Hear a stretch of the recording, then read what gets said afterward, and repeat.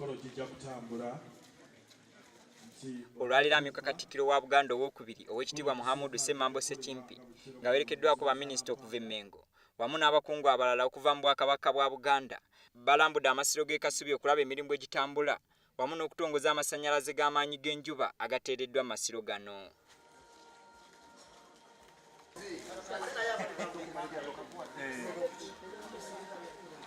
Mu bwennyamivu obw'ekitalo abakuuma amasiro gano bategeezezza Katikkiro ng'omulimu gw'okuzimba ennyumba Muzibwazaalampanga bwe gukwatiddwa akasoobo nga mu kiseera kino tewali kyamaanyi kyeyongedde ku nnyumba eno. Tunuulidde Muzibwazaalampanga okumala ebbanga ggwanvu. Weewaawo etambula naye ate ffe ng'abatudde wano tulaba nti waliwo okusooba oba kiva ku ki tetumanyi oba buzibu bwa nsimbi nga zitalabika. Ebyo byonna tetulina kye tumanyi naye emitima gyaffe gikaaba amaziga oluusi ne tugaa nti yi kaakati tulina okugamba nti bannaffe era n'ennyanja eneesooka Muzibwazaalampanga okuggwa kubanga ate tuwulira kaakati yeeri ku maapu yeeyogerwako. Tusaba amaanyi ng'ebirala byonna bwe babitaddemu amaanyi siwo ne kino bakiteekemu amaanyi. Twagala okubagumya ti ennyumba ejja kweyongera okutambula era ejja kutambula n'amaanyi. Empagi ennya twamaze dde okuziwanika n'olwekyo kati etambulira ddala. Wabula twetaaga kutwongeramu maanyi. Ab'Emmengo bayinjiniya balinga abavudde ku mulimu naye katusabe nti munaakomawo musobole okutambula wamu naffe omulimu gutambule naye ffe tujja kugizimba ennyumba eno era ejja kukola ki ejja kuggwa. Oweekitiibwa Muhammadu Ssemambo Ssekimpi ategeezezza nga bw'agenda okutuusa ensonga zaabwe eri be kikwatako. Amasannyalaze g'enjuba oluvannyuma gatongozeddwa nga kati amasiro gonna gaakaayakana era agenda kuyambako emirimu emirala mingi.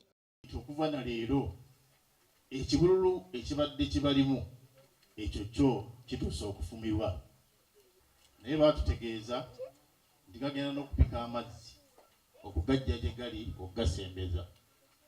Ekyo kya kitiibwa kya ttendo. Tuli basanyufu nnyo okulaba nti tufunye ekirabo kino eky'amasannyalaze. Tweyanzizza nnyo, tweyanzeege, bannaffe temujjanga okwo. Tugula amafuta ate tutya ennyumba zaffe za ssubi ziyinza okujja naye ate kati kino kyo kyanjawulo. Ndi musanyufu nnyo mu kintu ekyo bakama bange. Ate ye minisita omubeezi w'ebyobulambuzi Rita Namyalo Kisitu ategeezezza ng'Obwakabaka bwa Buganda kati we baagala abantu baabwo bonna okutandika okukozesa amasannyalaze g'enjuba kubanga gatangira ebintu bingi. Era Ssaabasajja n'asalawo tutandike campaign, tutandike okukubiriza abantu be mu Buganda abatatuukibwako masannyalaze ga umeme oboolyawo okusobola okwefunira amasannyalaze tuve ku ttadooba. Era campaign eyo mujja giwulira nnyo okuva na leero eyitibwa Buganda yakane sola. Era tukubiriza abantu ba Ssaabasajja okweyunga ku campaign eno. Ate baabawaddeyo amasannyalaze gano aba TAS ne Village Power nga bano basooka kuwaayo ssente za Uganda obukadde obuseba mu 3 eza Uganda.